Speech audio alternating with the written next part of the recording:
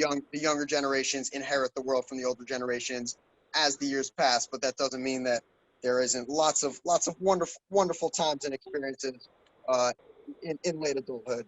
I proclaim you shall inherit the whirlwind. Thanks, bud.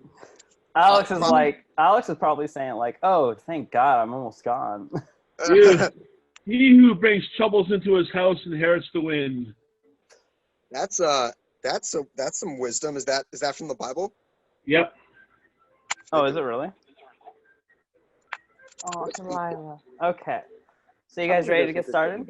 Yeah, let's get started. All right. So I already started kind of recording, but hello everyone. Welcome to Challenging Voices. I'm joined by Alex St. Germain and Greg. Do you want to introduce yourself? Because I think we introduced you the last time, right? But you haven't done as many videos. Maybe, yeah. I'm Greg Minikis. I'm a mental health worker, and I studied psychology and political science. And I just kind of try to keep abreast of things and like to have fun discussions about things. Cool, thank you.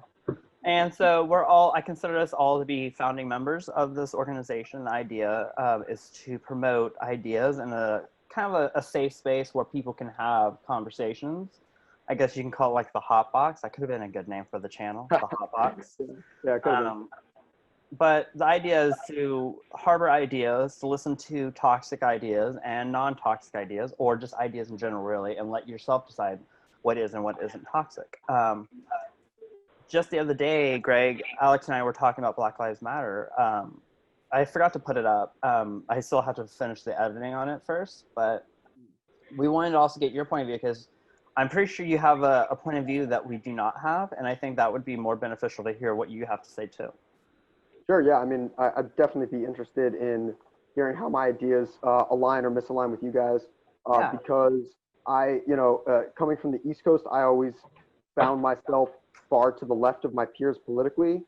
And now here in Portland, I often find myself arguing for a more moderate position, which is something I'm not used to because I consider myself fairly radical. And I'm actually not sure if my politics are to the right of people in Portland or if we just disagree on tactics.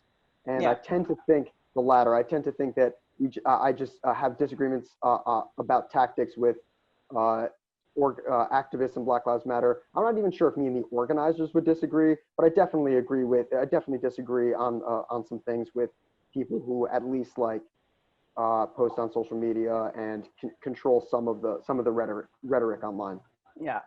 And Alex, I met you on Facebook, actually. I don't remember how we met, but Greg, I do remember that we met at the Free Thinkers. And I remember what interests me a lot about why I also wanted to invite you here with Alex and I is because you also have this innate desire to also, just like Alex, to just get to the truth of things and have discussions. Like I remember when we went down to the Portland State Police, the Portland State University Police, and you're engaging with these people that threaten Blake. And it's just like, that's kind of rare nowadays. And so far I only knew that really with Alex. And now we have you and we have, we had a brar, but there's some things going on with that. But it's the idea that, we can all come together, all three of us, and have like just a discussion on it, whether or not we come out agreeing or not. And if, you end up changing our minds, then, you have 2 extra fighters on your side. Sure. Assuming we disagree on certain issues. Yeah, which you might. I do, given the political climate and given the sensitivity of these issues, there are a couple things that I feel like I need to say right off the bat.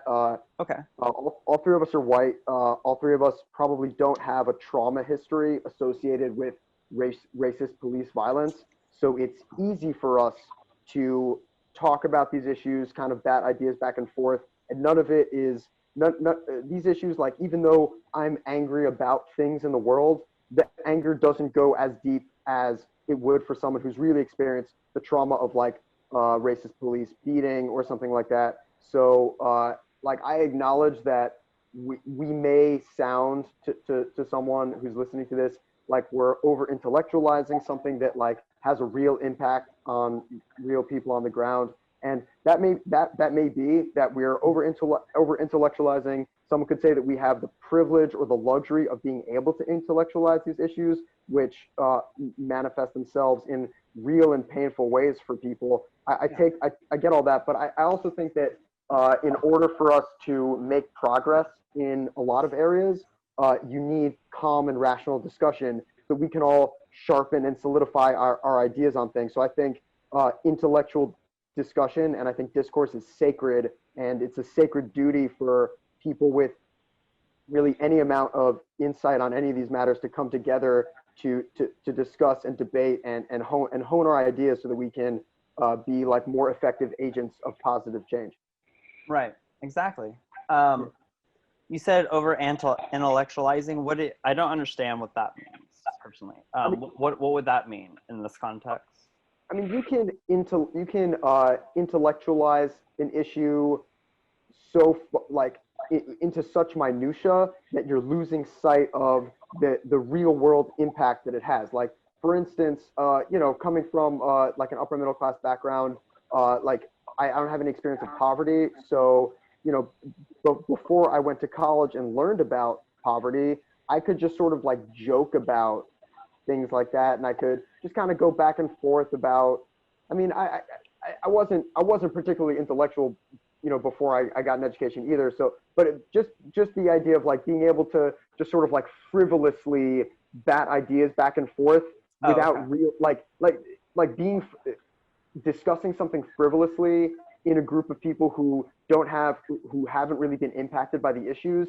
Whereas if you were in the presence of someone who had been impacted by those issues, you wouldn't be so frivolous. You would realize, oh shit, I can't just be so flippant about this. Like, this is serious. So we may come off as, I try not to be flippant. We may come off as flippant and over intellectualizing, and that's probably because we don't have that trauma history. And I'm trying to be sensitive to that. And and over the course of this conversation, I will try to be sensitive to that. Well, I also like the point that I'm making with that is, even though we may be a little more frivolous than we'd like to be, I think all of us agree that it is really important that we have a conversation, a calm and rational conversation about this that doesn't include just a bunch of empty gestures for virtue signaling and just bending over backwards to like acknowledge our privilege. Like we've gotten that, like we all acknowledge that, we get that out of the way, and now we can actually discuss the issues, or at least that's what I was attempting to do with that little speech. Yeah, I would say if I bet Alex, if I can read his mind correctly, has some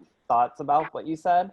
But I do want us to not derail too much, so that's why I'm like, maybe we can say that for another discussion. Oh yeah, I mean that's all I wanted to say about it.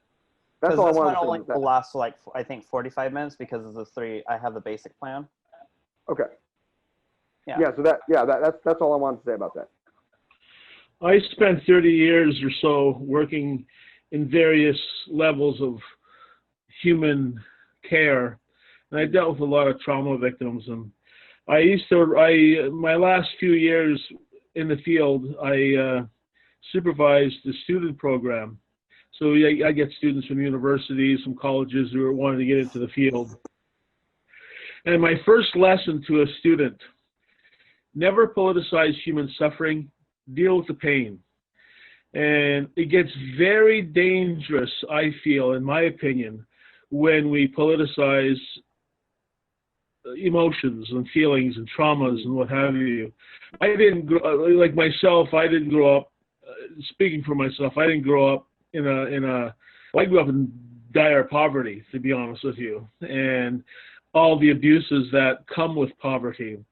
But when we politicize the human factor, we take away the pain. We do not take away the pain. We actually make it worse for the sufferer.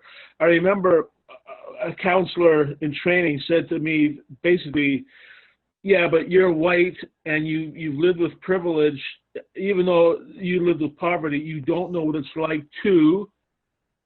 Okay, and I don't go that route. I don't go that, and we're politicizing everything so much that we're forgetting the simple fact that we're all humans with our various traumas and pain that we share or should share, but we can't because we've segregated ourselves in our own body politic, if you will.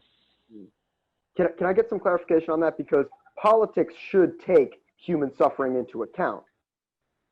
You deal with the suffering. then as you deal with the suffering, you deal with the threads that cause that suffering.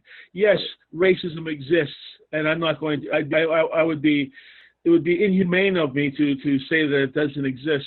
But inhumanity to human beings or inhumanity to man comes in various degrees. Some young black gentleman will come to me, I saw police shooting a friend, a parent, a person that I know. What's the difference between that and somebody, let's say, from Bolivia or Venezuela? I saw somebody shoot a friend, a family member. I'm not going to say, well, you know, you suffered and that's a terrible thing, but, and once you use the but, then you're being very disingenuous, and you're not. I would say it's more dismissive. That is dismissive. Yeah, and that happened a lot in my field. I saw, and this is what drove me to one of the things that drove me away from the left. I was very much a left winger.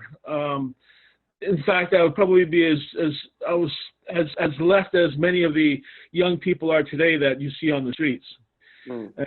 But over time, I became very irritated by the victim narrative and so on and so forth, and I grew out of it. I still believe in human compassion. Well, sure, and you probably believe in many of the tenets of traditional leftism, like you believe in some form of social safety net. Well, let's put it this way. You bring up a good point. I have a chapter on revisiting capitalism in my book, which I hope to finish one day. But I state that socialism as a form of governance won't work. However, capitalism as a form of governance can work with a little socialism mixed in it. Sure. Because there are always going to be people that fall through the cracks.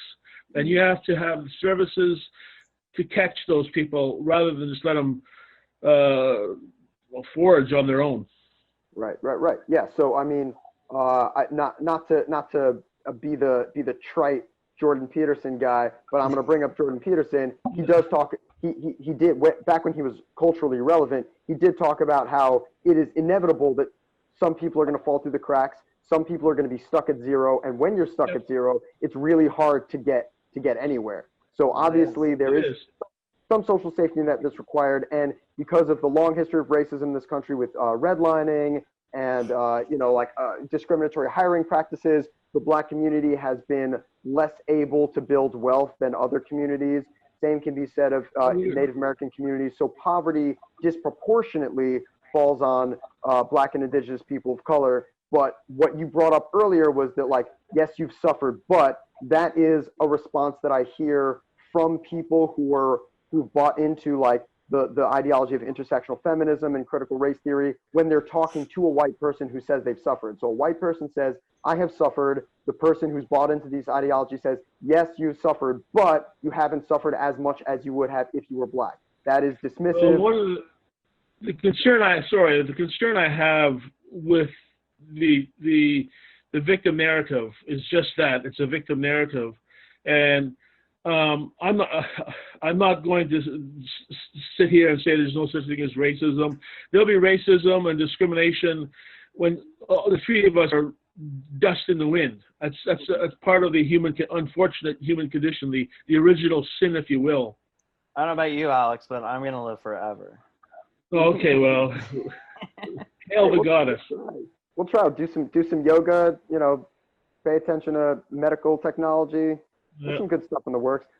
So I have a fairly concise opinion on like Black Lives Matter and identity politics generally. So I'm just going to put it out there. We'll see what you guys think. Sure. So I think identity politics can be useful.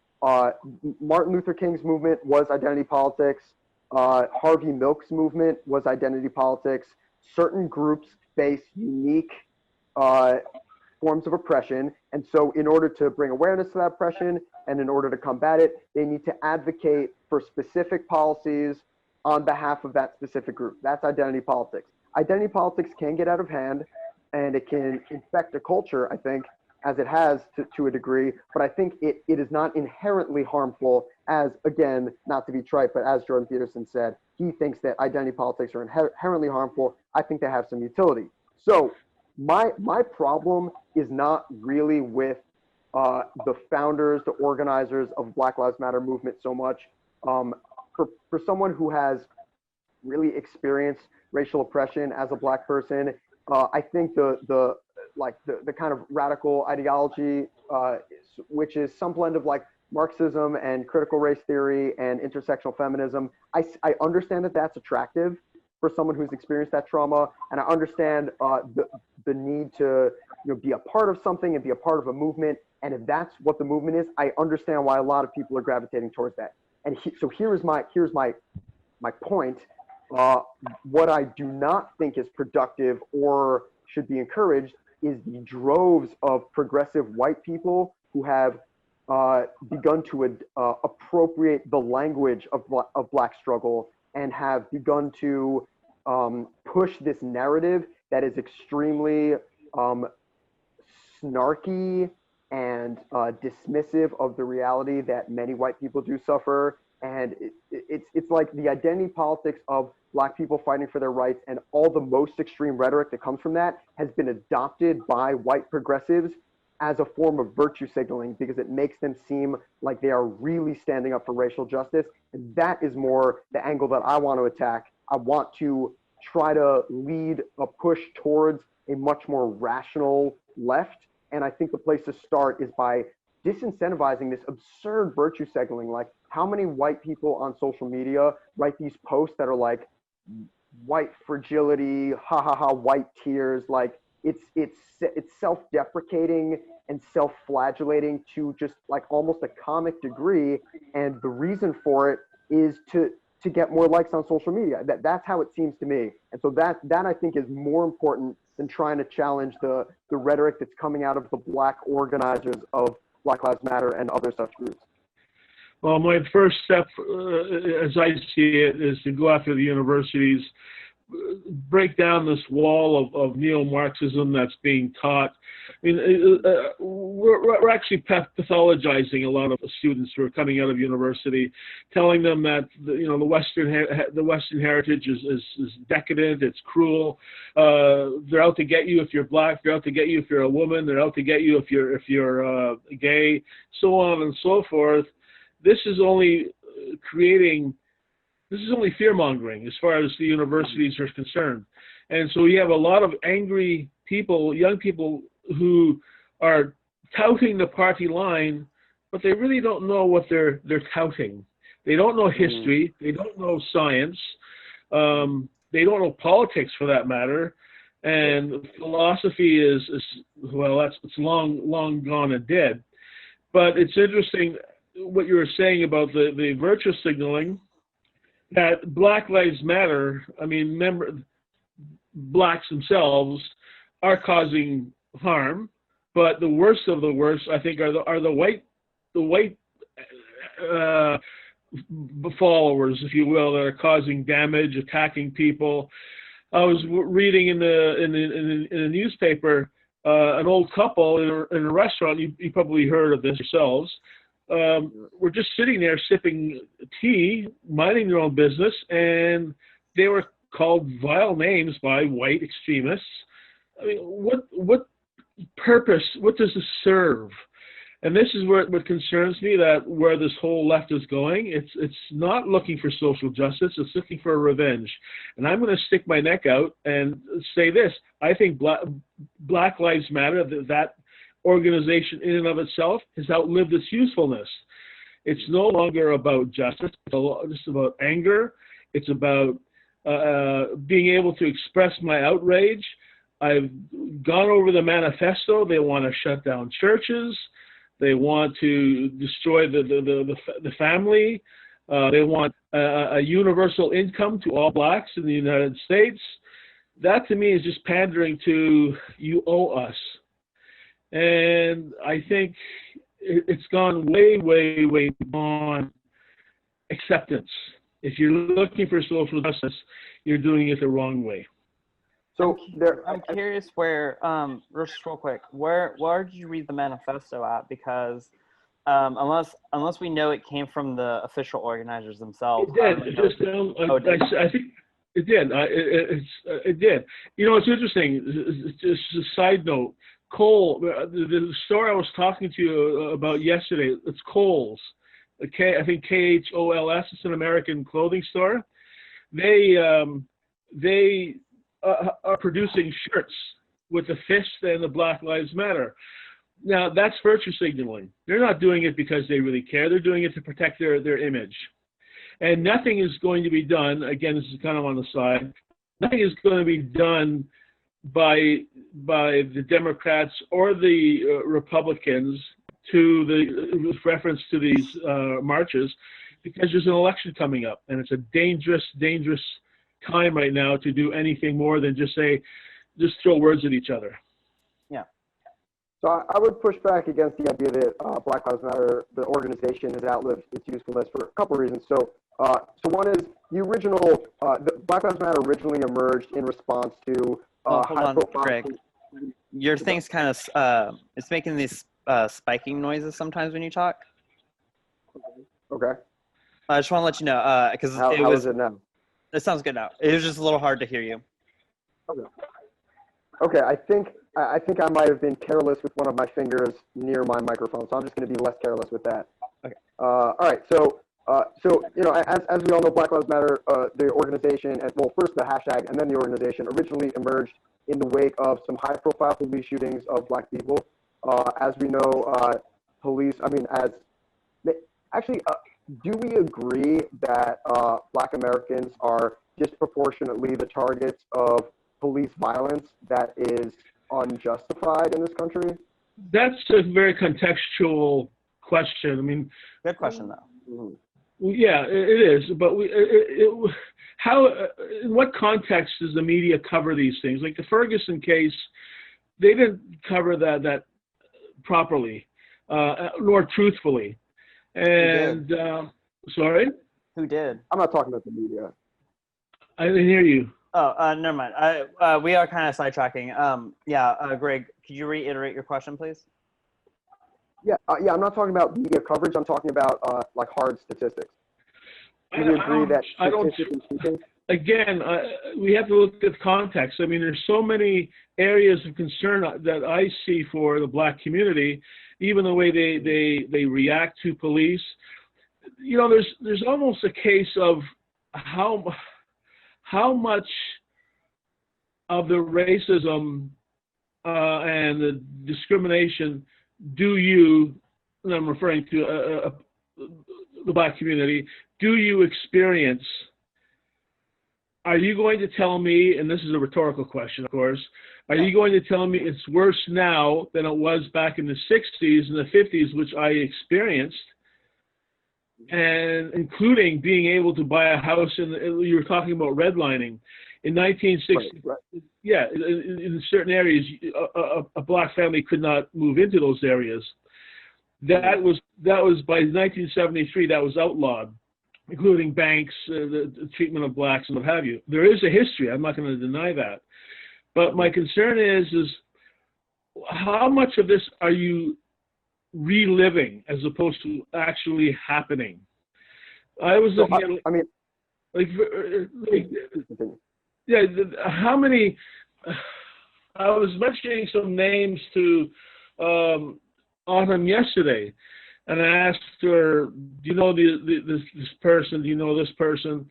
She didn't. These were white males, white men that were shot, murdered by police, but their story is never told.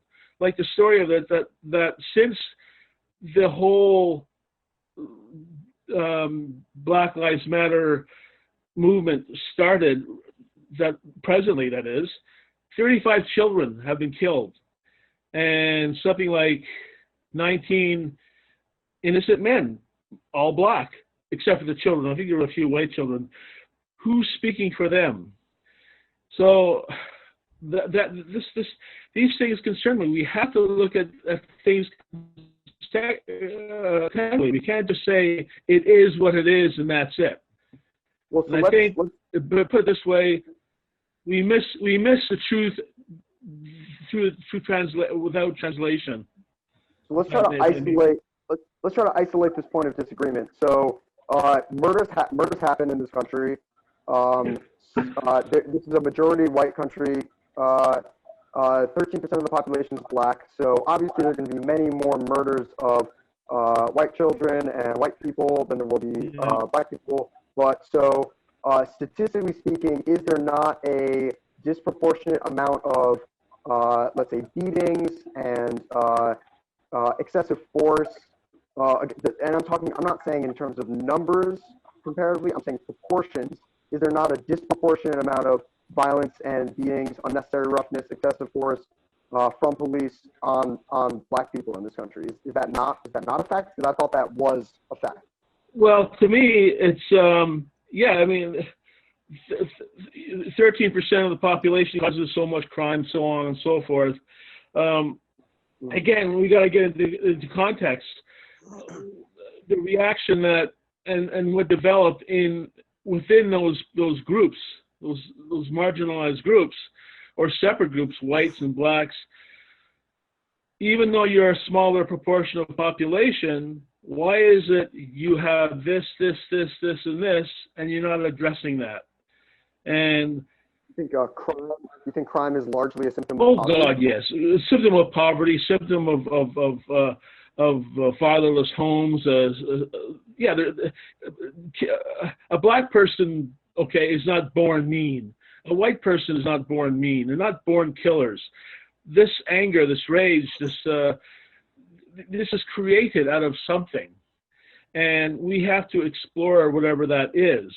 And sometimes you may not like the answers we come up with, but it's like when I deal with a client, why they do the things they do.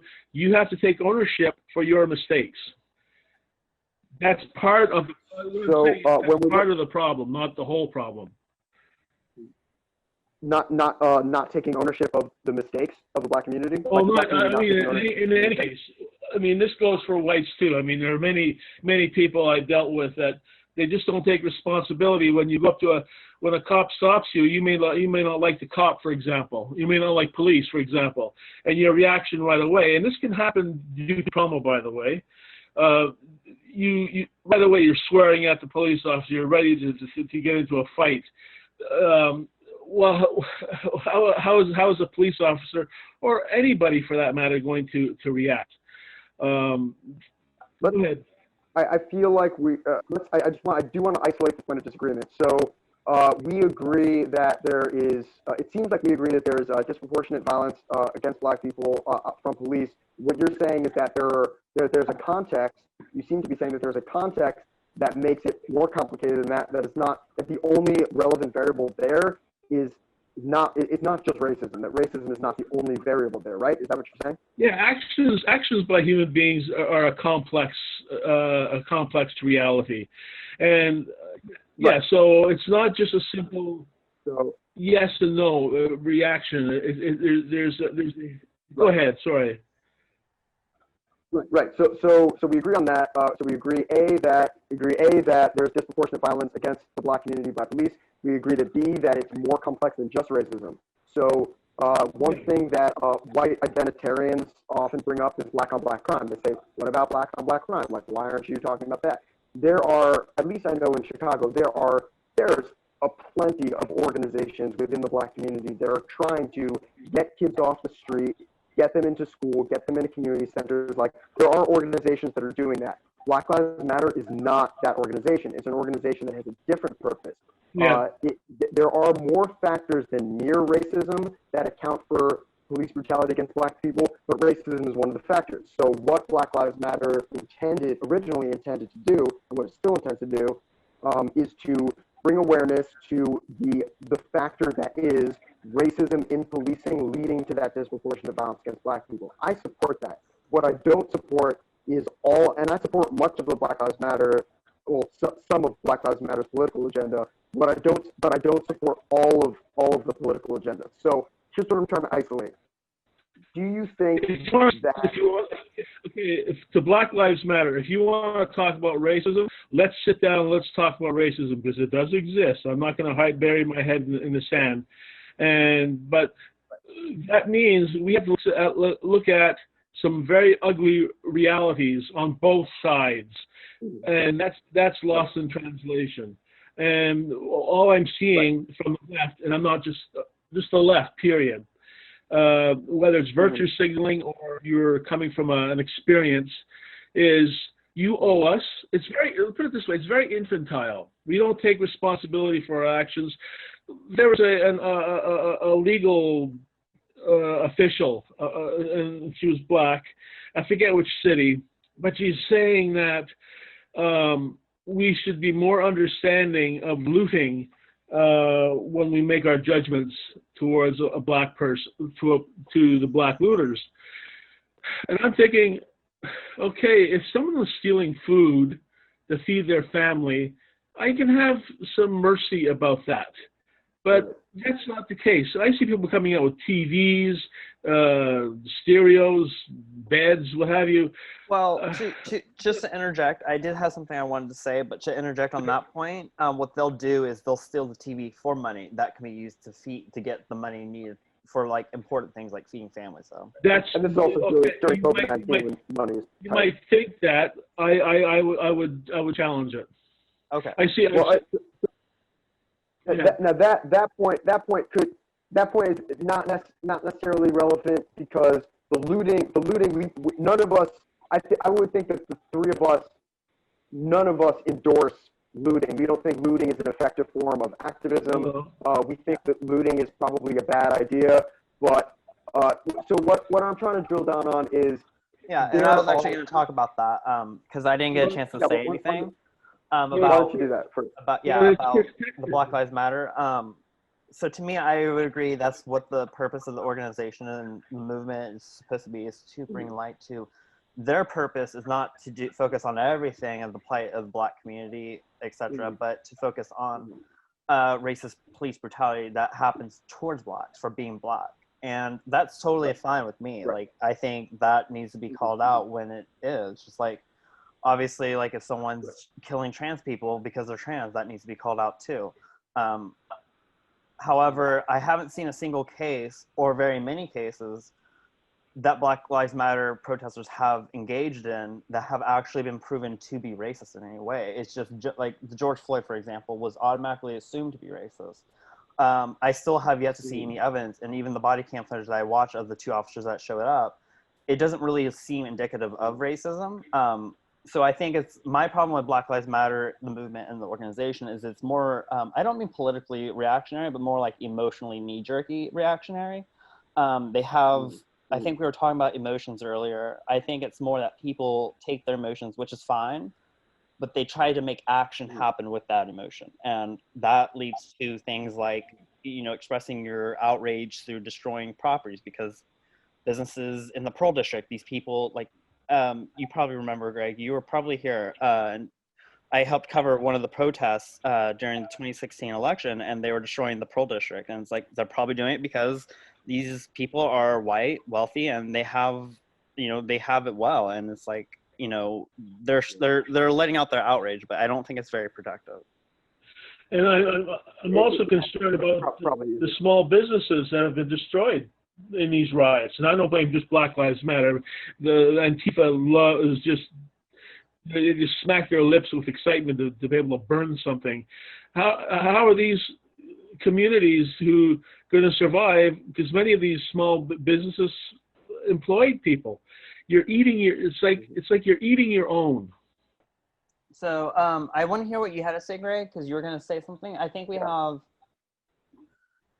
I want to say 5 minutes, just because I want to cut off just before it ends recording. That way I can make sure it'll actually download the recording. Because I guess with Zoom, there's only a 45-minute thing. So we can call right back afterwards if you guys want to.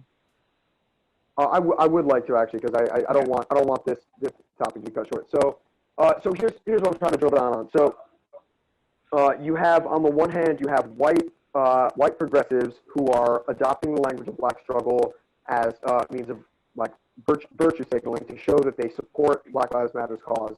And then you have on the other side, like on the right or libertarians, you have people who are totally opposed to everything that Black Lives Matter stands for, and all rhetoric that even comes close to anything that Black Lives Matter says. And what I do want to bridge that gap. And the problem is that talking about this issue is so politically toxic, because if you're talking about it in a way that doesn't immediately fall in line with Black Lives Matter's narratives, you're viewed as racist, anti-Black. And so, but on the other hand, to just dismiss the whole movement out of hand because of the actions of looters, and because many of the political proposals of Black Lives Matter doesn't seem like they're workable or like they're unnecessarily divisive. That doesn't mean that we need to dismiss the whole movement out of hand. So what I'd like to do is I'd like to figure out like where maybe a good place for, so we'll end and then restart the Zoom call.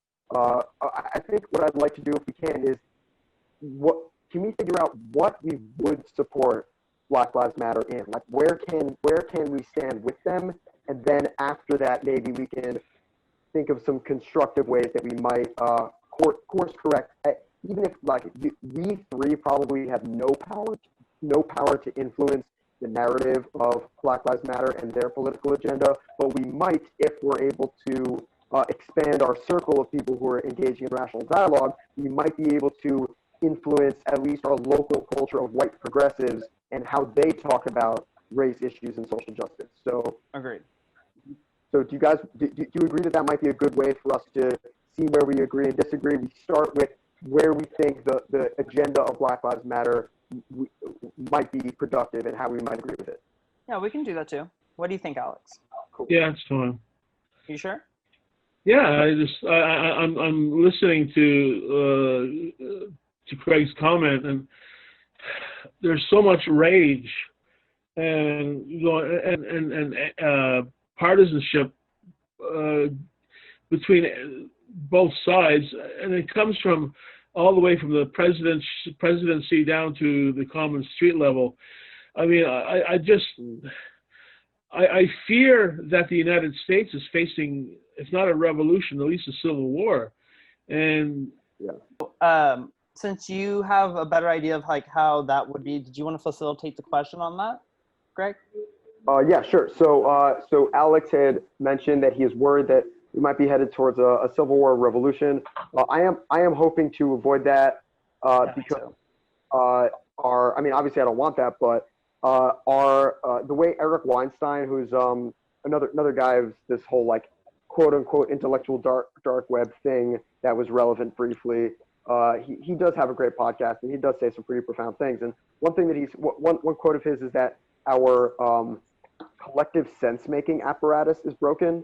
We our journalists, our outlets of journalism, like our sense-making organs in journalism, and our public political discussions are just they're not functioning. Like it's a lot of posturing. And obviously there's good journalism, there's good reporting that happens, but in terms of discussion, public discussion that happens, there isn't a lot of reliable sense-making that happens. So I want to fix that. I want to fix our collective conversation.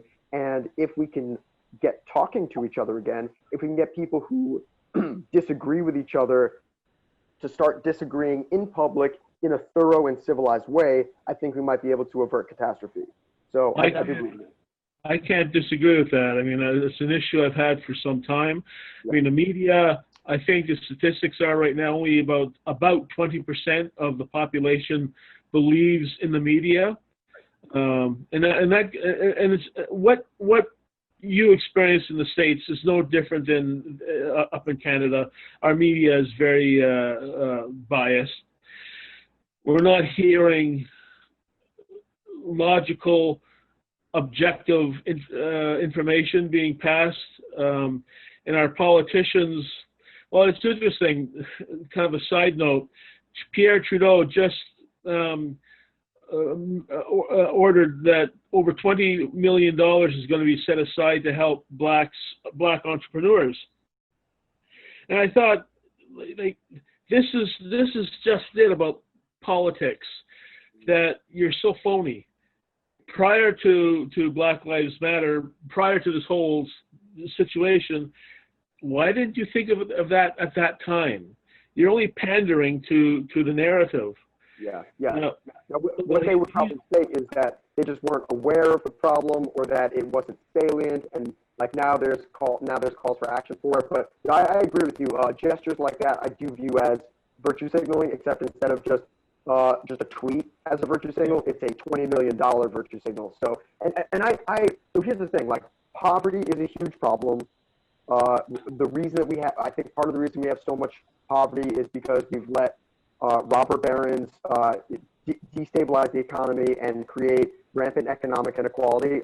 Maybe we disagree on that based on our different political orientations, but yeah, that's how I view it. And I think I believe in capitalism, but the capitalism of today, we call it postmodern capitalism. It's not sustainable. It's beyond comprehension. And right. I mean, I think of 2008 when you call them robber barons, they virtually got off scot-free. But the little 99% lost their savings and their homes and what have you. And these robber barons virtually walked away with money in their pocket, and they're still functioning. How does a power base, a government, what have you, look at this and not to be concerned that this is going to have a blowback? Right, and so the reason I brought that up is because poverty is a huge problem. So I'm glad that we agree on that. We're probably less politically distant than I might have thought. Poverty is a huge problem. Poverty needs to be met on poverty's terms. What I see happening is people who are activists for organizations like Black Lives Matter and who are advocating for resources to be specifically allocated towards Black and Indigenous populations, they're trying to challenge poverty on a group-by-group basis based on ethnicity. Whereas I think it's much less divisive, and it's going to be much more effective to combat poverty for everyone, to just raise the floor for everyone. And so the reason that I think that's effective, not just to combat poverty, but also to combat racial injustice, is Black and Indigenous people are disproportionately affected by poverty. So if we're able to raise the floor of poverty, that will automatically be a huge boost for the Black and Indigenous communities in this country. Inner city schools in Black communities in this country are shit. The schools are shit. Infrastructure, crumbling infrastructure, and also counterintuitively to what Black Lives Matter organizers would probably say, I think more and better policing would probably be better for those communities. Not more militarized policing, but just more of a compassionate police presence that includes better training for verbal de-escalation and better access to resources of social workers like you, Alex, and like I hope to be one day. So I think merely raising the floor of poverty for everyone in this country, and also in Canada and everywhere, but in this country specifically, would also automatically be social justice. So that's something. Do we agree on that? That's a small point, and then I want to move on to. So that and the idea of fixing our collective sense-making apparatus, that would be my response to what you're saying about your fear of civil war or revolution, because if we can raise the floor of poverty for all people, that will automatically be social justice, because it will lift the Black and Indigenous communities who are disproportionately affected by poverty out of poverty. And if we fix the collective sense-making apparatus, we can start talking to each other again. So people who have different political intuitions can come together and come up with solutions rather than just yelling past each other to their base to try to get more likes and tweets and campaign donations. Right, I would agree with that. I would say that most of our problems that plague society probably stems from poverty, in all actuality. There's like the most blatant form of bigotry I've seen is income, socioeconomically, where one stands is usually where people it's right. You probably like redlining was, people can say, like, I'll say that this redlining was mostly there was racist intent behind some of it, but a lot of it like has to do with, you know, the banks don't want to give money to the poor people because the poor people are less likely to pay back, and so it makes it harder for poor people to get up. And I know people who I've been interviewing who are homeless, and people who are in Skid Row who have told me that, oh, you know, once you get here, it's like it's really hard to get off the streets. So I think like poverty will solve the homeless problem, which will solve the mental health issue too. It could help bring less drugs into the world, maybe. It would help fight racism, maybe, I would say. Like I honestly think the biggest, like, I think like blacks being systemically killed more or whatever. Like I think all these issues are just symptoms of poverty. One of the things your generation is dealing with, I come from what I would call the smokestack generation, where you work in a factory and you could work there for the rest of your life and move up. You could become a CEO even without a high school diploma or what have you, as long as you showed the willingness to work and what have you. Well, since the 70s, like you're talking about fixing the system, one of the things I think we're not facing is that we're looking at a kind of we'll call it a industrial technological revolution. A lot of those, you have areas in the United States that are veritable war zones, if you will. They look like something from after a bombing. Factories that are closed up, whole swaths of the country unemployed. That's a big problem. We have it here too, but it's a big problem that we're going to have to face. That Trudeau said it correctly. I don't like him, but he did say something that was very true. We cannot employ everybody, and therein lies the problem. You can't employ everybody, especially now that your industrial base is, because of globalization, it's gone. Right. And those were the money-making jobs. So that's something else that we've tended to forget about. Not us, but as a society in general, that we're facing this new employment situation. And I think it's probably going to go on like this for another generation before it kind of works its way out. And how we respond to that, I think.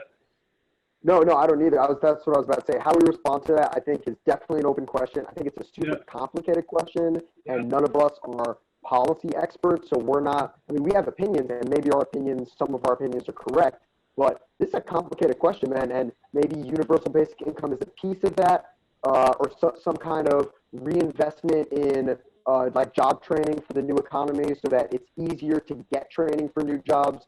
I personally think that we're going to need a lot more social workers in the next coming generations, because we're going to need people who are able to connect people in deprived circumstances who come from generations of families of deprived circumstances, connect them to resources so that they can get housing, get job training, and become people with self-efficacy and with a future. So.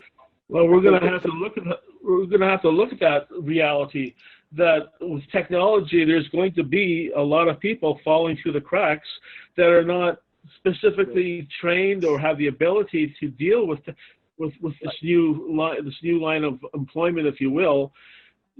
And I think we may have to consider some form of income for these people.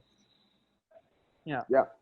Now, so I support that. I think that's becoming less and less controversial, fortunately. I think Andrew Yang, I'm not sure if he was ever cut out to be president, but I think it was a good thing that he got as much publicity as he did, because he shifted the Overton window a little bit towards universal basic income, which I think was really good, because I think that needs to be on the table. So all of what we're talking, like everything that we just went over, I think would do so much for Black and Indigenous communities. And so if we're reinvesting in schools, if we're giving people universal basic income, if we're giving people job training, if we're getting people access to cheaper access to mental health counseling, and connected to resources, all of that would, especially reinvesting in the schools and infrastructure of historically underserved communities. That's social justice, man. That's automatic social justice.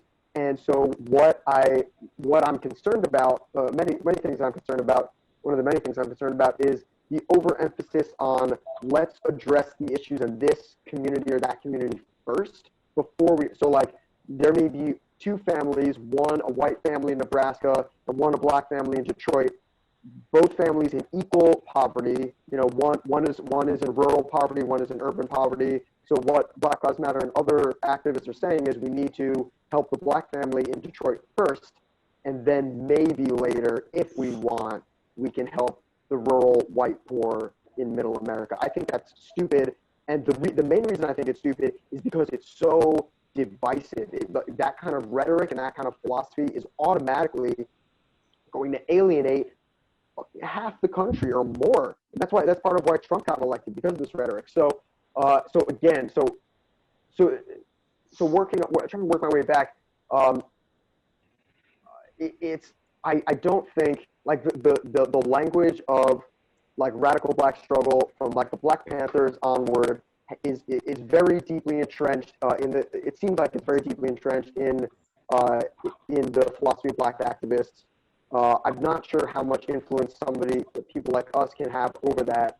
It probably has to burn itself out. But where we might have influence is over the rhetoric of white progressives. So I think white progressives need to start, for those who are in dialogue with people who are organizers of Black Lives Matter or who are involved in Black Lives Matter, I think white progressives need to start saying the kind of things that we're saying. Like, we need to focus on issues of social justice for everyone. The fact that robber barons have been able to exploit the poor, all the poor of all colors, is totally unacceptable. The role of the political left is supposed to be to challenge unfettered capitalism, rein it in, and make it so that most people are able to get access to resources so that they can build wealth for themselves, regardless of their skin color.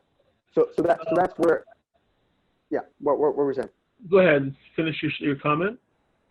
Yeah. So that's one thing.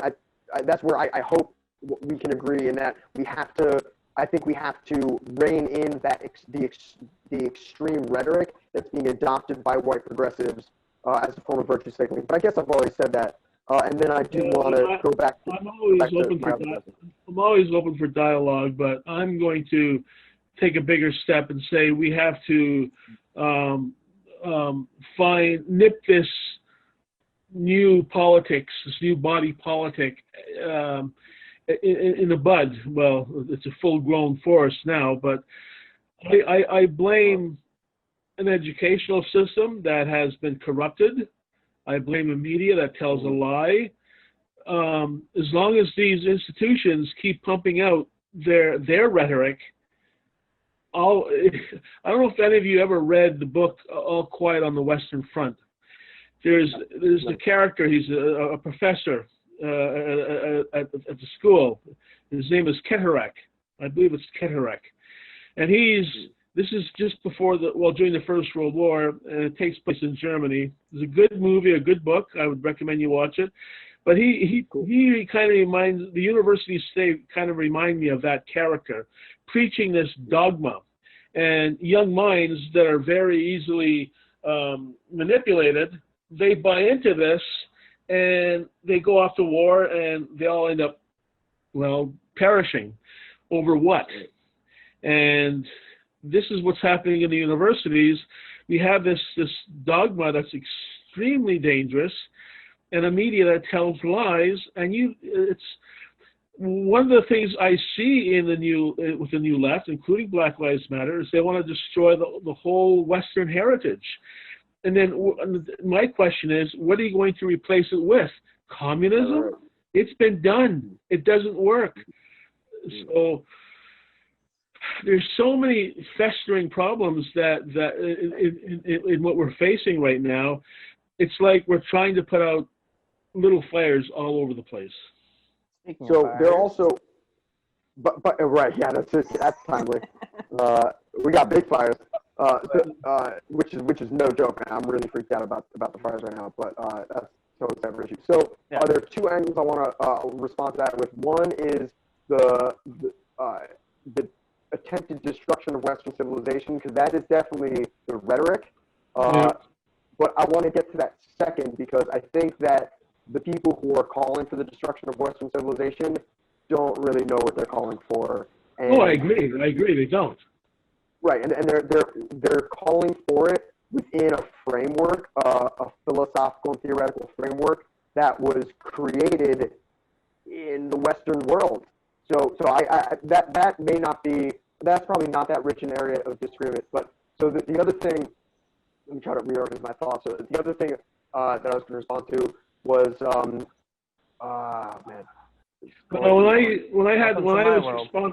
When I was responsible for my students that came to my workplace for training and what have you, I would talk to them about philosophical issues, and I'd give them a book at the end of their time with me, and it was a book on philosophy.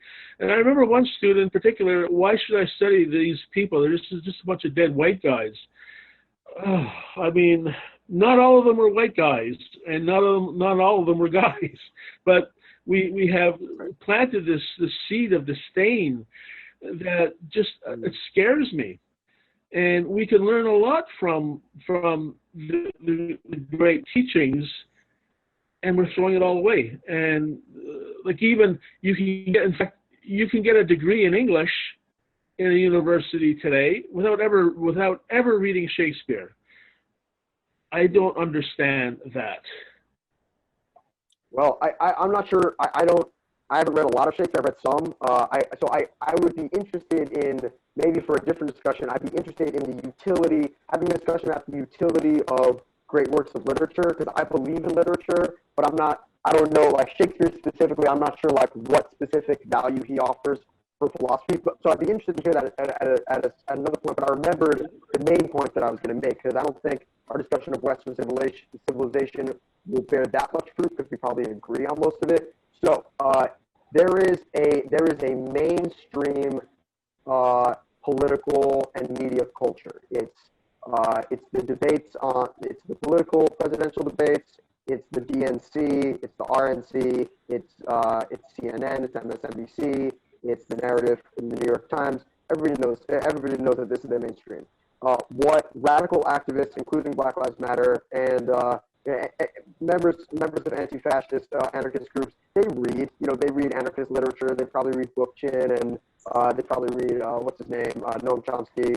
So they believe, so if the mainstream political culture and the mainstream media culture is like the main game, and that's also tied in with the exploitative economic culture of the robber barons, if that's all the main game, then the Black Lives Matter activists and Antifa, they're trying to create an alternate game. Like, let's create a parallel economy. Let's have an autonomous zone where we make the rules and where we provide the security. And so it's like an alternate system.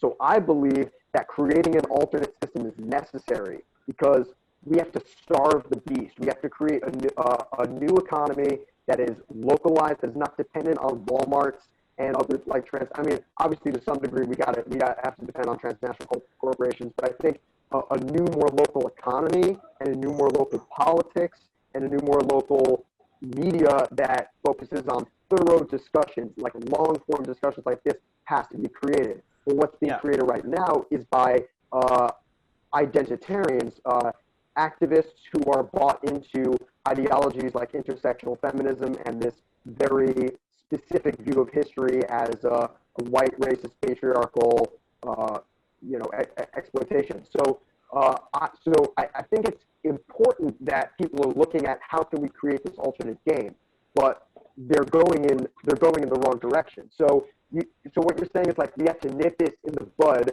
but we can't because the bud has grown into a forest.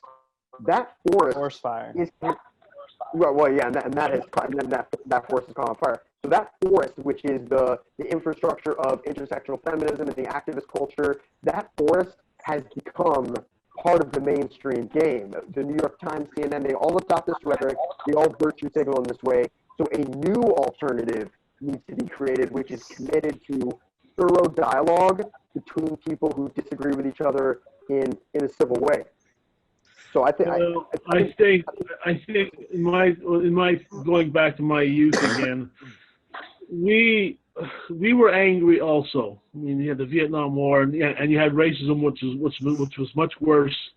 And today you saw the civil rights marches and the hosing down and the dogs and the shootings. The dogs. But the thing is, we didn't want to destroy our Western heritage. We were saying, where are all those great callings and those great teachings of the West that put human beings on a pedestal as equals? We demand that. But today it's you talk about like an alternative reality, if you will. What are you going to base it on? Because as a human society, we build on the shoulders or off the shoulders of our past generations. Right. This generation wants to tear that down and build upon what? And that's been done before. At least it was attempted before, and it failed miserably. And the greatest things that we get from our heritage is that hierarchy of beliefs and concepts and ideas. But if we do away with that, we have nothing else to call upon to say, well, this is as using a line from a Browning poem, a man's reach should exceed his grasp, or what is the heaven for? Well, no, sorry, we don't believe in heaven and God is dead. We're going to find our own utopia. Well, all I can say is good luck to that. I think it could work. Yeah. I do Well, think and it could also work. don't assume that what I'm saying is that we need to create some utopia that has no connection to the past or that doesn't learn from. Well, I bring up. Sorry to cut you off. Sorry, I don't want to lose this thought. The reason I bring up the utopia is because when I've challenged other people, you say this society is bad compared to what? North Korea, Russia, compared to what? What you're comparing it to is some utopian belief that's just, and utopia is a Greek word meaning no place. So what are you comparing it to? It is. Like it means I can make those arguments that there are systems, like maybe I'm just misunderstanding, but when I hear them make those arguments, I hear more of them saying like they're conceptualizing even a slightly better society. Like, but based on what? That's my concern. That's utopia. That's like is that what a utopia is?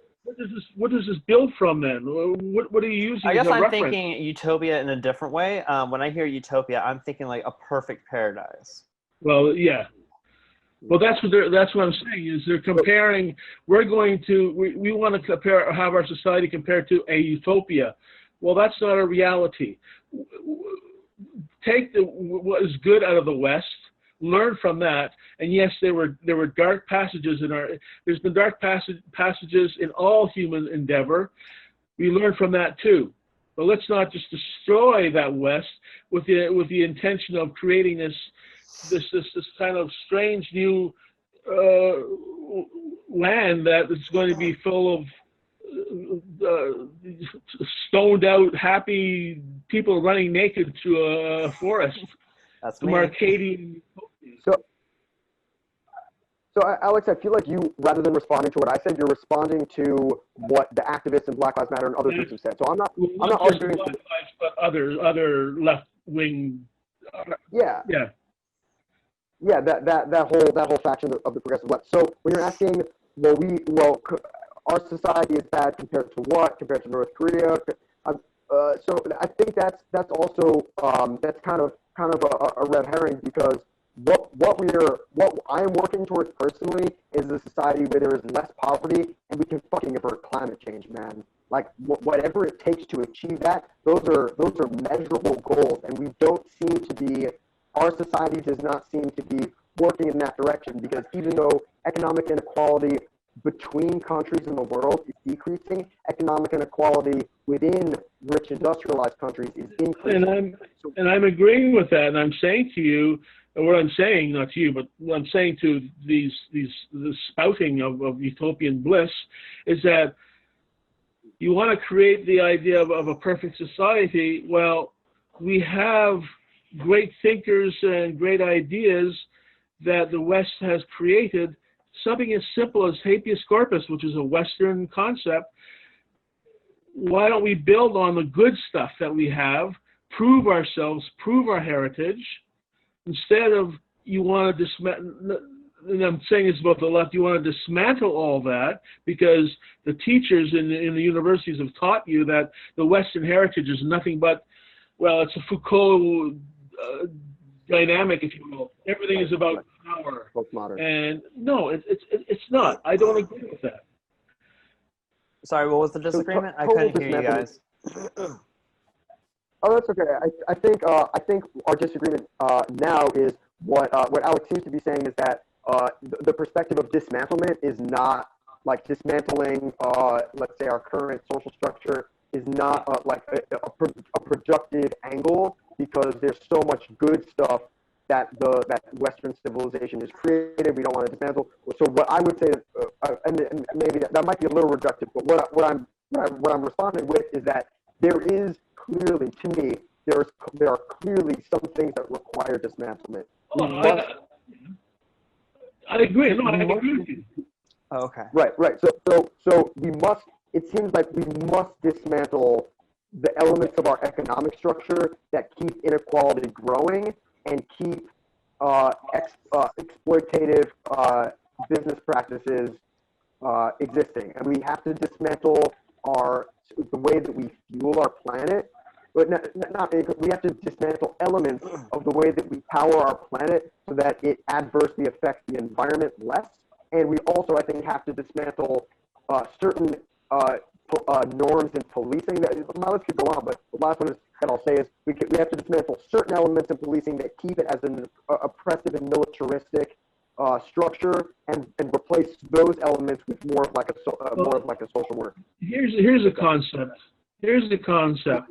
Autumn had like a symbol on her hands. I don't know if she needed to. Oh, I'm sorry. I was trying to say something. I wasn't trying to make a cross. Sorry. Okay. Okay. Go ahead. Oh, if I can remember. Oh man, I forgot. One of them was about police practices. I've worked in retail for long enough to know that not everyone has good people skills. And being an officer, when I'm watching the body cam with George Floyd, like people can blame George Floyd all they want, but the officers didn't I think the Black community has toxicity within itself, like everything does. Like I think we have outside factors and internal factors that are affecting Black people, white people, gay people, trans people, etc. They call it conditioning. Right, and so an example is the talk. I assume we all know what the talk is, right? Yeah. Okay, so when you have the talk and you have this idea floating that Black people are being murdered senselessly by police, when you frame it that way, it makes it sound like they're only going after just Black people, but just because, let's hunt Black people.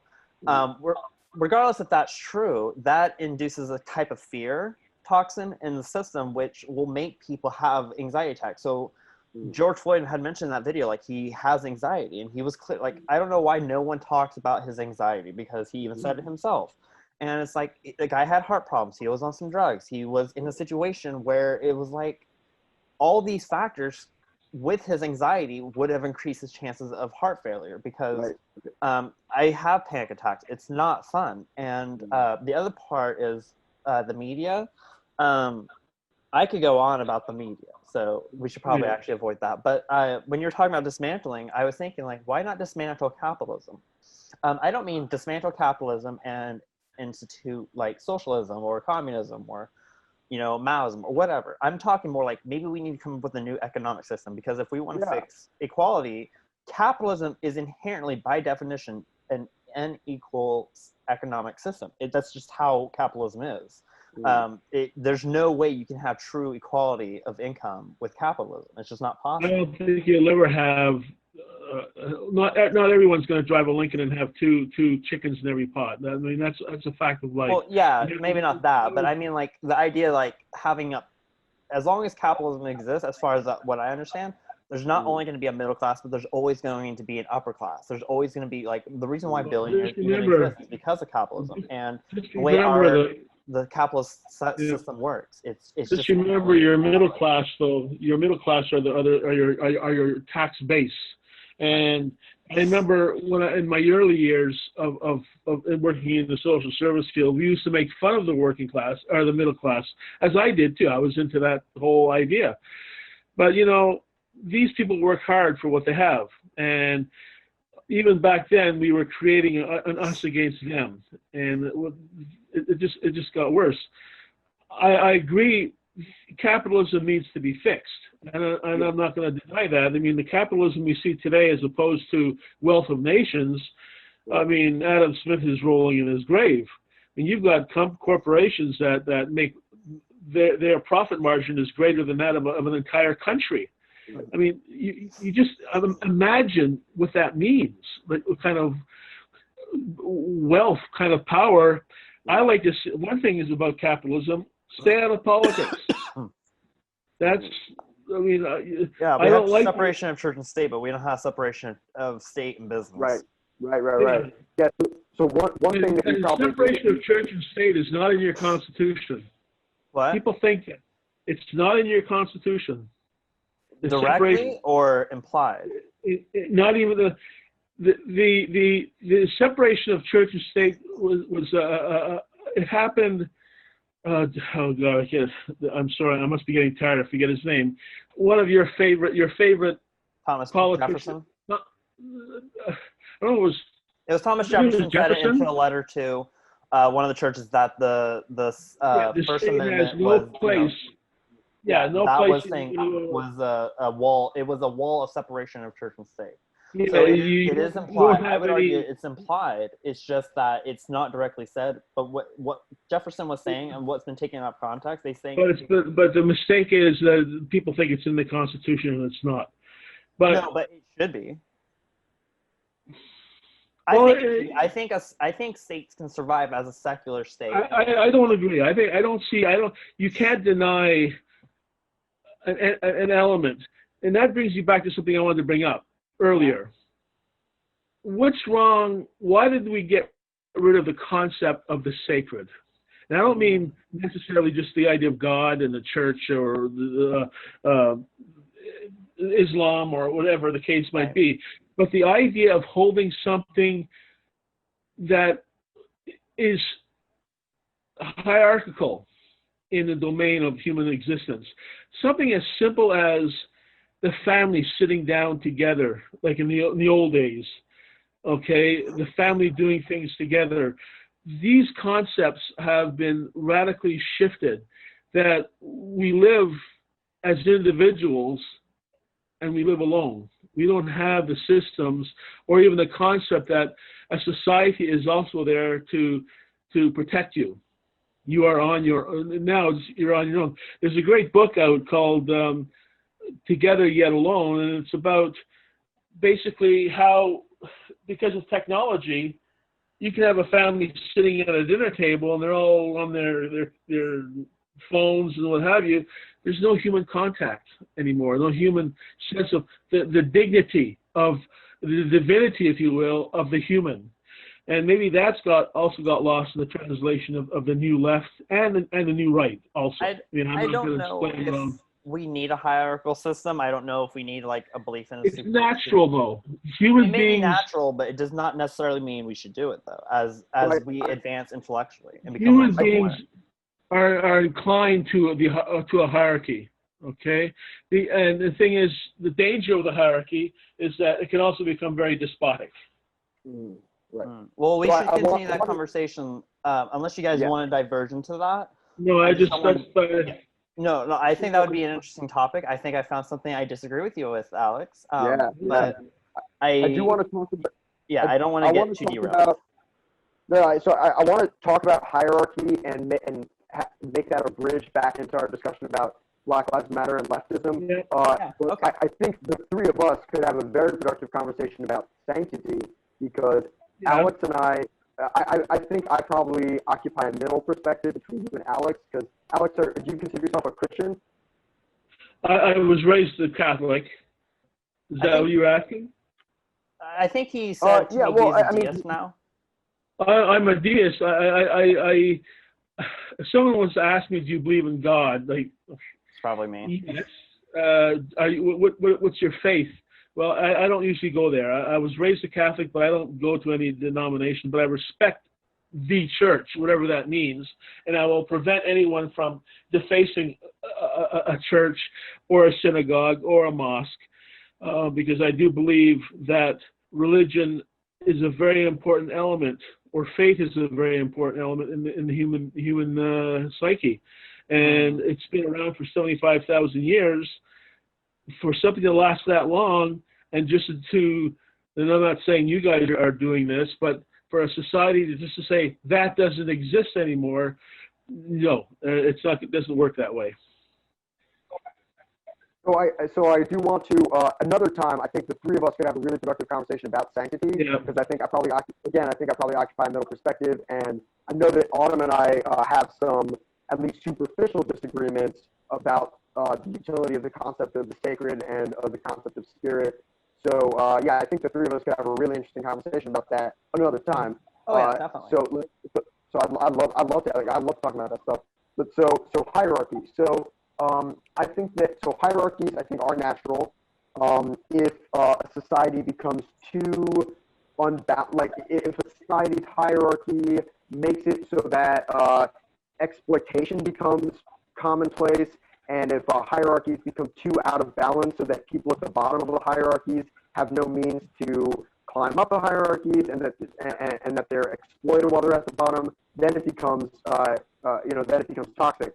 But one of the problems with radical leftism as it exists today is a complete opposition to all forms of hierarchy, and that seems to include, at least superficially, an opposition to hierarchy of ideas, almost like, well, all perspectives, all lived experiences are valid and they are worth discussing, and they should all be on the table. I think that everyone's lived experience should be, if they want to speak it, I think people should listen with respect, and I think that sometimes lived experience can produce valuable insights, but at the same time, radical left organizations do endorse a hierarchy of ideas. Like if you don't endorse reparations, your idea is viewed as inferior, lower down on the hierarchy than someone who does endorse reparations. So I think the concept. So Brett Weinstein is one of my favorite thinkers. He had this. You may have heard of him. He had this controversy at Evergreen State College in Washington. Yes, I know, but yeah.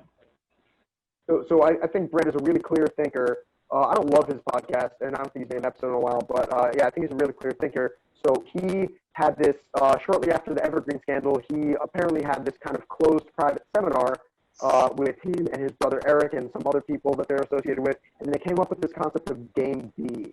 So Game A, again, the mainstream game, is the political, economic, and media system that all kind of supports itself and keeps it rolling. Keeps the robber barons in place, keeps the lobbyists in place.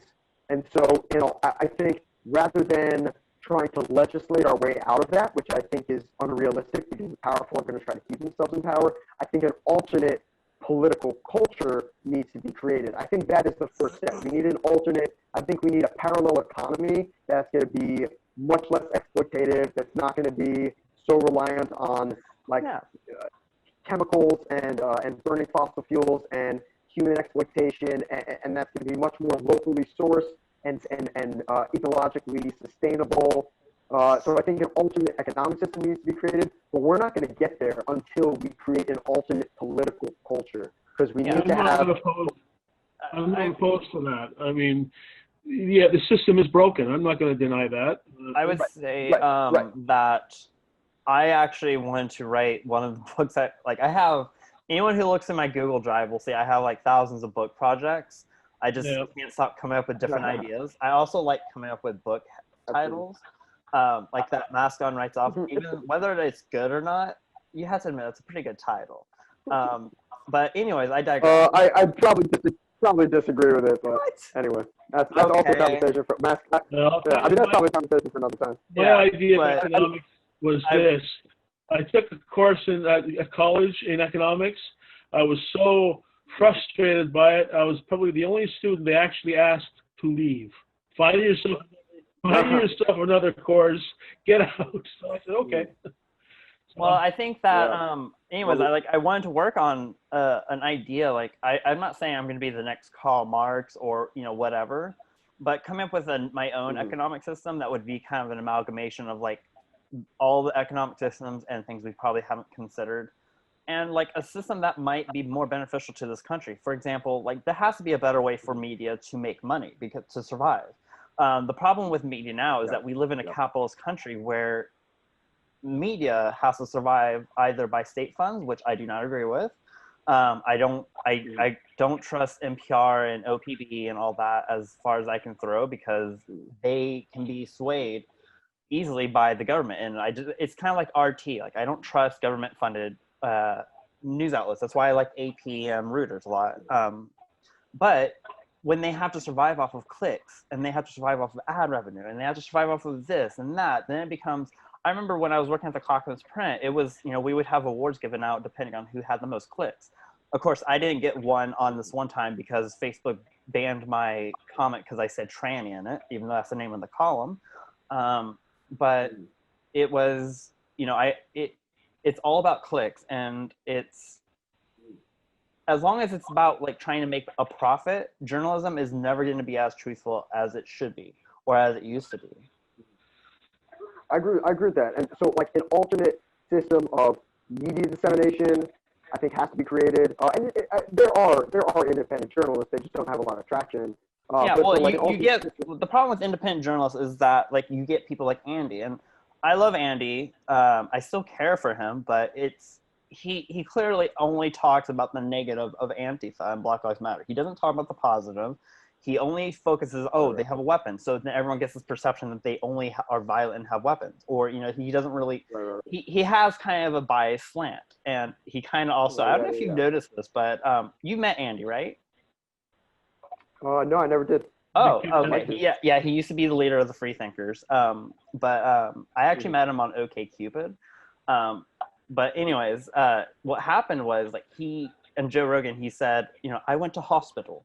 And then in one of his tweets recently with protests, he was like, an explosion or something happened. Oh God, that scared me. Something happened at the petrol station. I'm like, dude, you're not fucking English or Australian. Stop it. But yeah, like you have independent journalists, but it's like they're not really, nothing's really tying them to anything. When I worked at the Clackamas Print, we had to constantly read every term, every semester, or whatever it was, every term. We had to read the Society of Professional Journalists, Ethics of Professional Journalism, or something else. The ethics of the Society of Professional Journalism. And we had to read that all the time, and it seems very clear, and it seems like common sense now to me.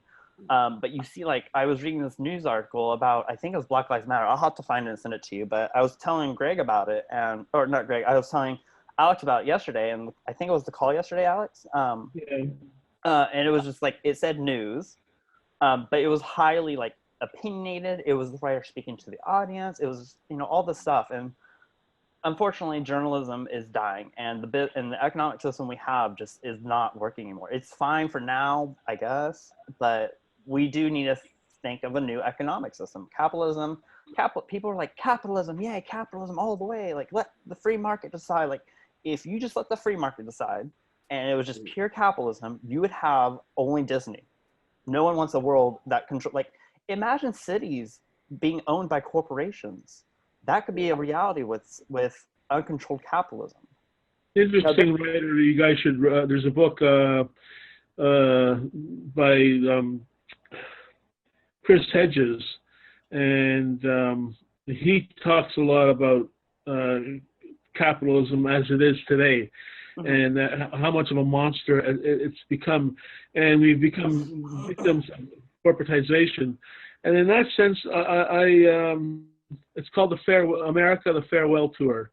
And I would agree that these corporations are just leviathans, and they do control they control what we eat, how we dress, what we think. It is a dangerous scenario. And in that regard, I would say that I have concerns in that capitalist framework. The power that these corporations have, they can control governments. Now, Black Lives Matter and other radical leftist organizations are anti-capitalist, but they also support small businesses. So there's probably some incoherence in some of their ideology, and so they say that they're anti-capitalist, when in fact what they are is anti-crony capitalist. But Right. it isn't really. So it's kind of a really, misnomer. yeah, I think it is a misnomer, and it's just convenient. It makes an easy meme, and it's just concise to just say like, yeah, fuck capitalism. Like there is no, there's this meme, there can be no ethical consumption under capitalism. It's an anarchist meme. So it's just easy to paint in broad strokes like that. But what they're pointing to, and I'm glad we came to this, because this is where we align with Black Lives Matter and other radical leftist organizations. We agree that to a great degree, the economic, political, and media system is broken, and since it's probably impossible to legislate our way out of that, because the powerful are going to successfully keep themselves in power through traditional means, an alternative has to be created. Now, this is not just something we have to create out of whole cloth. There are local organic farms. There are community organizations, nonprofits who do outreach for the homeless and help help people get access to resources, who are not beholden to the sort of like main power structure. So we're not just building from nothing. So I think I know we probably have to end soon. How much time do we have left, Alden? Well, I'm more worried about my computer just shutting off on you guys, because then it's not going to save the recording. Okay. Let's go for another Gotcha. 10 minutes. How about that? Okay. Okay, sounds good. Because I also want to be cognizant of Alex's time too. Right. Yeah, he's probably he's on a few hours after us. So I think we align with those groups on that. We acknowledge that to a great degree the system is broken. An alternative, do we agree, like, rather than try to legislate our way out of this, we probably have to create alternatives, independent journalism, local organic farms, farm co-ops, things like that, unions, workers collectives, ways for just regular people to get together, pool their resources, and get their needs met without having to rely on like Walmarts, and also creating an alternate political culture so that we're not trapped in this cycle of having to like spout the talking points of the day in order to get leader A or leader B elected. We can actually band together and with just our collective power create direct action. Do we agree? I know that's kind of a big statement, but do we agree that that's probably more productive than trying to campaign for Biden or campaign for Joe Jorgensen or whatever? Yeah, I would say that I would probably agree with you on that, or a lot with you on that. I do think that we could probably legislate it out, and I think it needs to start with, like, people want to talk about dark money and all that, but I really haven't seen anyone on the Democrats or the Republicans try to ban stuff like lobbying, because that's where they get their money. Right. That's to right. me, Now, lobbying is just gross.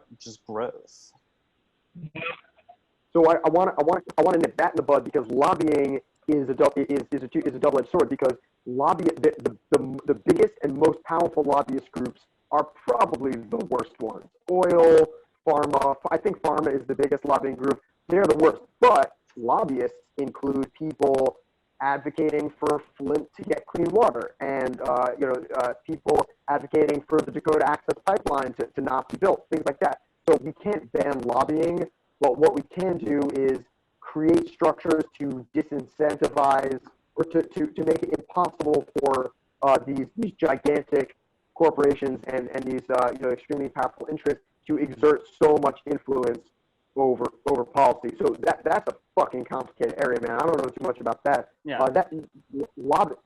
Lobbying. So I don't know if E3 could even cover much productive ground there, but that's definitely we definitely agree on that. We need a ban, but I don't think we need to ban lobbying. I think we just need to tweak the laws around lobbying. And so no, legislation is super important.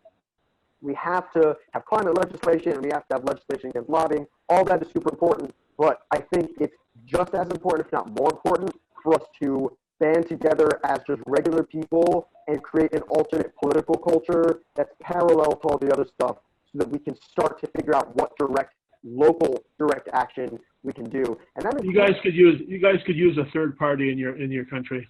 Yeah, we do, but we don't. I mean, we technically have more than two parties, but we have the two main parties, and they just people have this idea, like, because in America, at least growing up for me, and this is why I was always the black sheep, because I questioned everything and I would always talk politics. It was just me, and my Uncle Dane, and my Uncle Rich.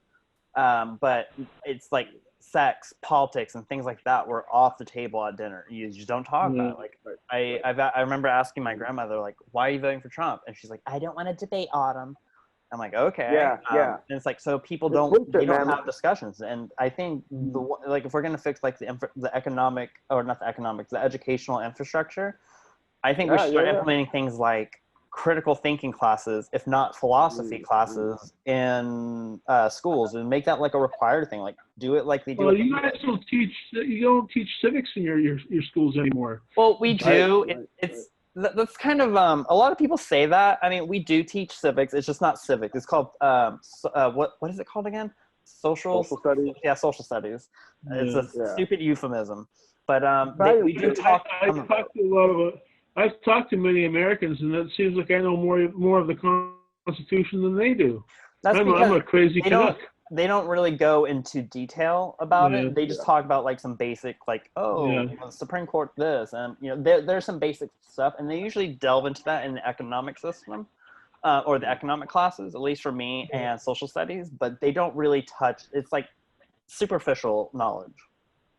Well, I think at this point, go ahead, finish your point. Yeah.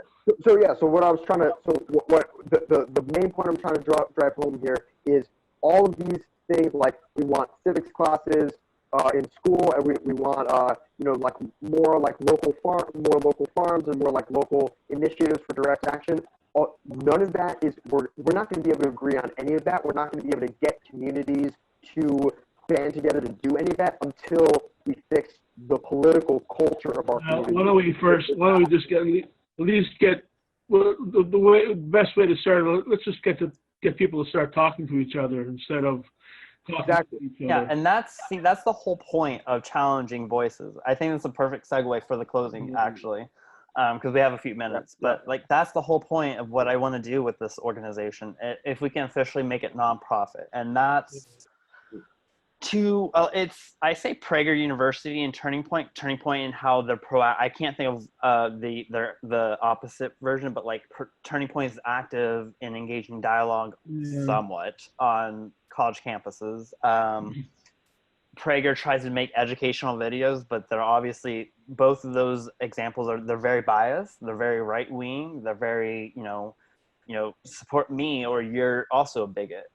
But I think having challenging voices, like facilitating debates and discussions, and I think that would be beneficial if we can try to reach the public. And hopefully this organization will blow up and actually be successful. But that's kind of what I agree with you guys. I do think we need to start having a dialogue, and I think it's important, because I get on Facebook and people are like, oh, you're starting this same shit again. Like, this one person was asking, he blocked me because I didn't roll over and agree with him. I'm sure you guys see my shit on Facebook. I comment all the time on people's crap.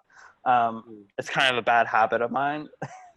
But he was talking about like tucking, for example. I didn't mention I'm trans because I didn't think I need to, but I was like, well, trans people, some of them like to tuck because it's comfortable, and also, why would you blah blah blah blah? And they just lost their shit. And a lot of people, like, I think Alex, about Corey Burke. If not, I can introduce you to him. Greg, I can show you who he is. He's in Canada. He's a huge leftist. He posted this picture of the Taliban on the bottom. A guy who I don't agree with, who's a Christian. He's very conservative. Posted this picture showing it was the Taliban, and then on top was these gun right activists leaving in a truck, all of them on trucks with guns.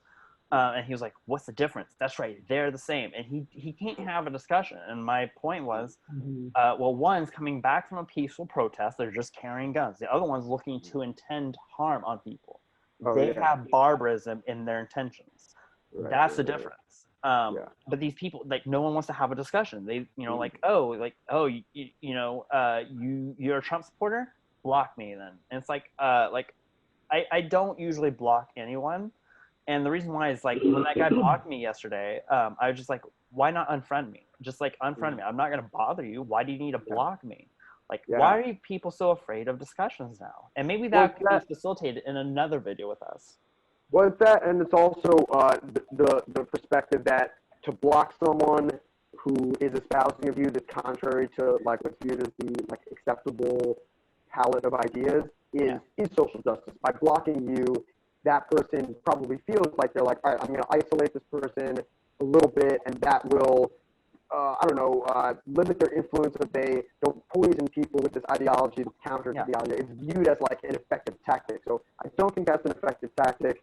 I probably won't be able to convince the organizers of Black Lives Matter that Twitter mobs are not an effective tactic, and that like much of this rhetoric is not productive. But I do think that some of the white progressives in Portland probably could be convinced if we're able to engage in some discussion. So I want to figure out how I can. I mean, there's COVID, and it's really hard to do this shit when it's not face to face. I think face to face discussion is so powerful.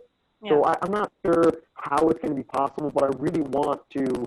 Like I started this with the free thinkers, but I really want to start interfacing with leftist groups and find someone or a group of people within those ranks who'd be willing to have a discussion like this.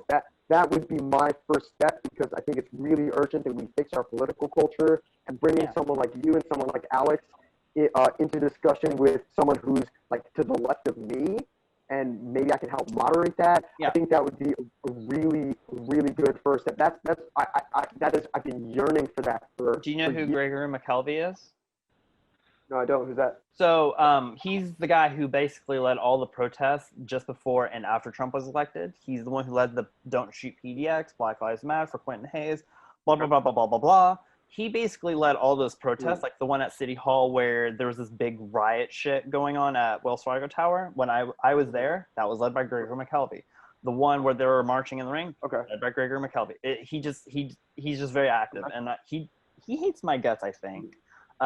Because I've disagreed with him on Twitter on on Black Lives Matter, and that's fine, and it's whatever. And I've actually reached out to him, and I want to have him on here because I think having a discussion on that, or just having a talk, would be very interesting to because we've heard our views, we've heard more nuanced positions, but what is someone on the far left like Gregory McKelvey, who has been active in leading protests, what does he have to say on this? And I think that might be beneficial. Did you guys want to make any closing remarks real quick?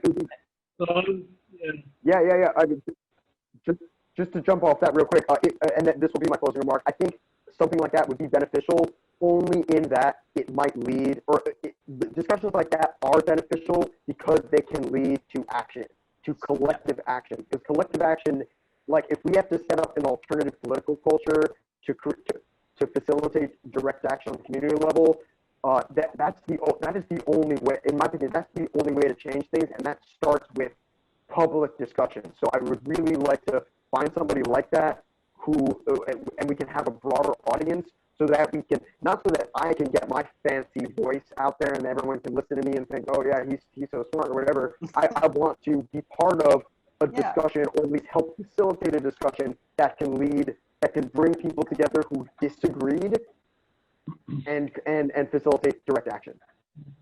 Yeah, absolutely. Alex? I'll just close off with saying that in 2 months, it's about 2 months now, you have an election coming up. And I fear if Trump is elected, which looks like he might be, I fear what's happening now is going to be a cupcake walk compared to what will happen if Trump is elected. It'll be good for me. Yeah. But that's just me. It's good for the media. Yeah, it'd be good for very, very little except the media. Yeah. So yeah, okay, let's start before you guys actually get off, I'm gonna end the recording. I'm just gonna make some closing remarks and then end the recording, and then use this as a quick time to just do like a quick meeting real quick. Is that okay? Yeah. Okay. Yeah, I'll be very concise and succinct. Yeah. Okay.